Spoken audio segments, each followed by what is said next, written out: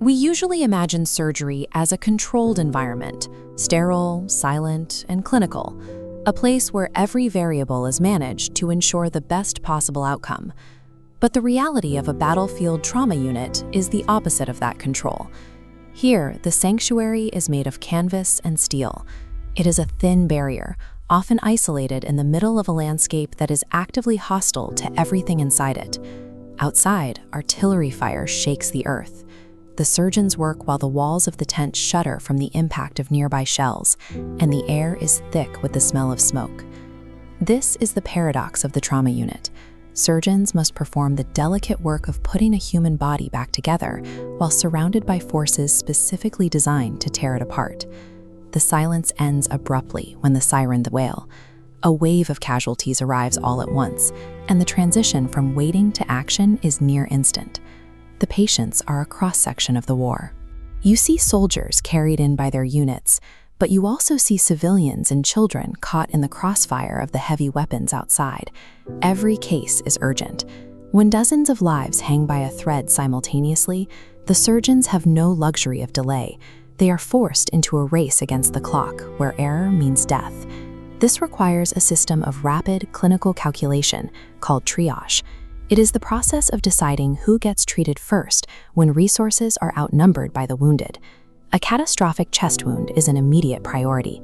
Without a rapid intervention to restore breathing, the patient will die before the other cases can even be assessed. With a shattered limb, the math is different. Rebuilding bone takes hours that the surgeon does not have. To stop a fatal infection and save the patient's life, the most effective path is often rapid amputation. This logic has to be applied to every stretcher on the floor. In a mass casualty event, these binary decisions are made for dozens of people at the exact same time.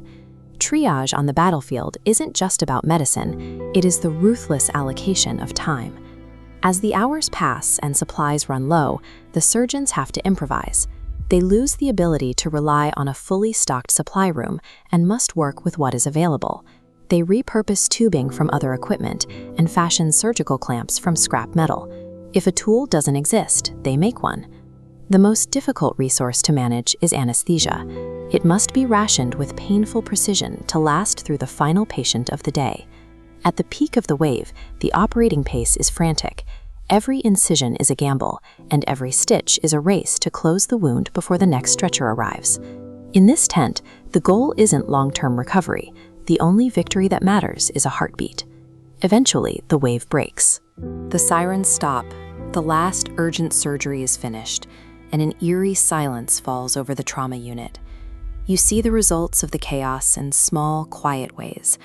A soldier opens his eyes and takes a breath.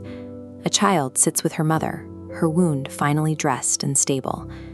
This cycle leaves a heavy burden on the surgical team. They carry the relief of the lives saved, but they also carry the weight of the patients they couldn't reach in time. The surgeons clean their instruments, restock what they can, and wait. They continue this work because when the next inevitable wave of casualties arrives, they are the only hope of survival. These surgeons occupy a front line that is measured in heartbeats sustained rather than miles of territory gained. While the war outside uses weapons to destroy, the surgeons use the scalpel and the suture to restore what has been torn apart. When everything in the surrounding environment is focused on death, the simple, focused determination to save a life is the most powerful response possible.